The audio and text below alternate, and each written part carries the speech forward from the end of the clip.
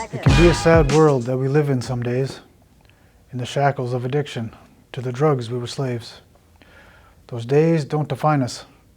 Those days are behind us. Now we unite and see clearly, no longer living in blindness. I'm no better than you. You know better than me. I want the same things as you, to be happy and be free. Not just free from these walls, or free from this jail. I want to be free from the booze, the crime, and the flail.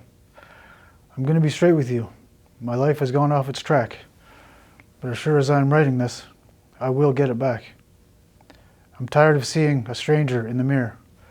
I'm tired of the guilt. I'm tired of the fear. If there's one thing I know, it's that life is too brief. No longer will I be the reason for my family's sorrow and grief. I'm not a bad person. I've simply made poor decisions. Support, positivity, and encouragement are now my main visions. Let's use our baggage as fuel. To our garbages, set fire. Our change, growth, and potential is what I now truly desire. I hope you all get something from these words that I write. It's your hope, passion, and drive that I hope to ignite. In this hard knock life, resilience is key, and don't ever let anybody tell you what you won't or can't be. So I'm going on a journey, and you all are invited. The great part about it is that our wrongs may be righted. Now, the show's about to start, but we're not sitting front row, for we are the stars of it. So come on now, let's go. Hello, my name is Jason. I'm 37 years old. I'm originally from Prince George, BC. Been in Edmonton here for the better part of the last 20 years. It's been one heck of a roller coaster. So, the first time I tried it, I was 20 years old. It happened in Prince George. Wasn't my drug of choice at the time, but it was in front of me, so I did it. And yeah, I was all about another hard drug at the time, so I didn't really get addicted to it right away. I transferred from crack cocaine to crystal meth about 8 to 10 years ago, and yeah, not a good time. Yeah, it got out of hand pretty quick. So in the last 5 years, I've got more clean time than I do using time, so I'm doing good in that aspect.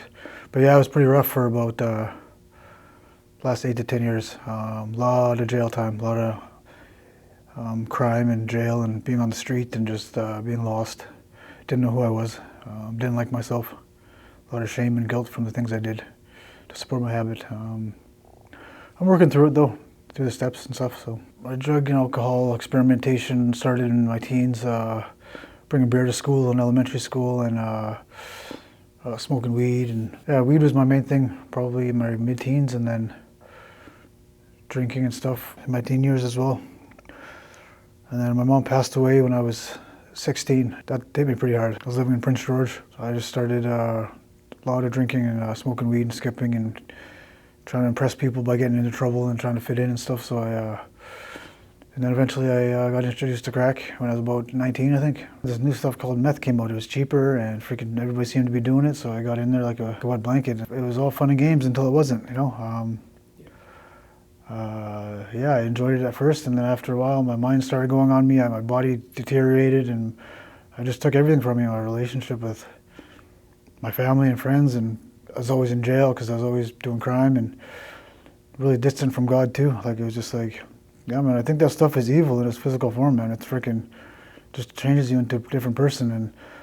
And the thing about being on one is that you don't even know you're on one because you believe it in your heart and soul. Like you believe all that weird, freaking trippy, whatever, all that stuff. So it's like, yeah, I don't want to go back. That's not a good place to be. It wasn't like I hit rock bottom. I lived at rock bottom for months at a time, and I just got sick and tired of being sick and tired. You know, it was just like, yeah, I don't know, just something. I just wasn't happy in life. I remember I was sitting at Churchill one time in the summer, and I'd been up for a few days, and I don't know if it was a nervous breakdown or what it was, but I just remember I was just crying and bawling. Like I had all the two phrases that were going through my head were, I don't like who I am, and I don't like the way I'm living, you know?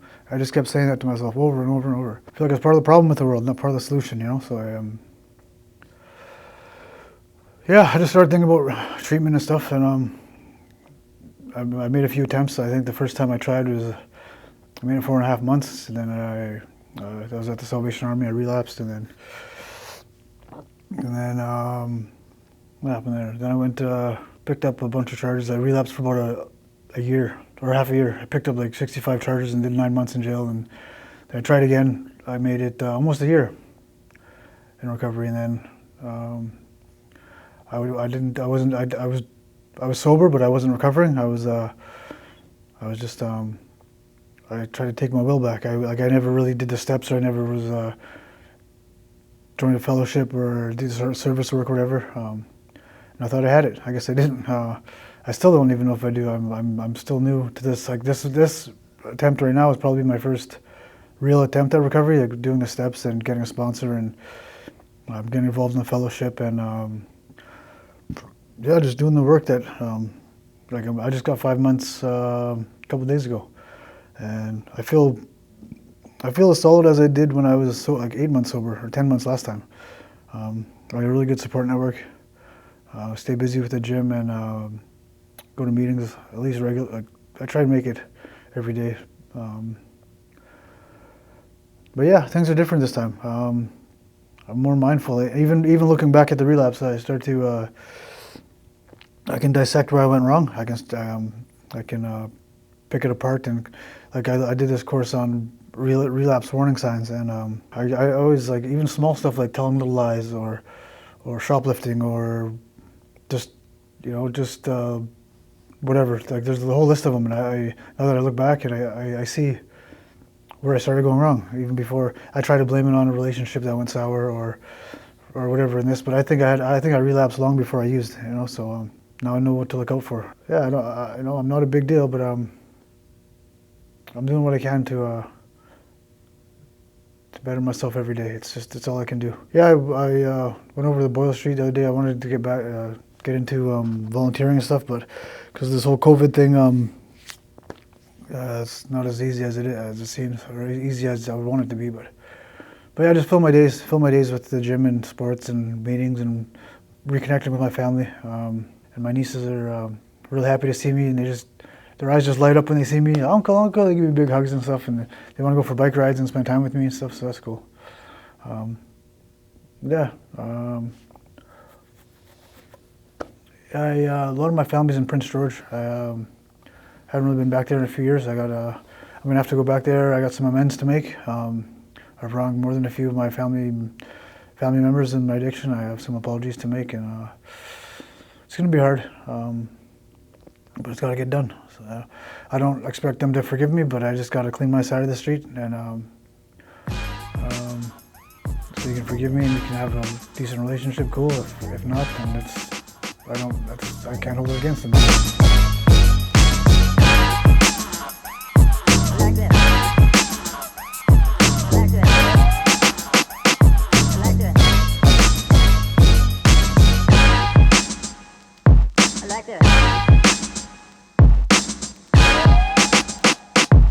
that.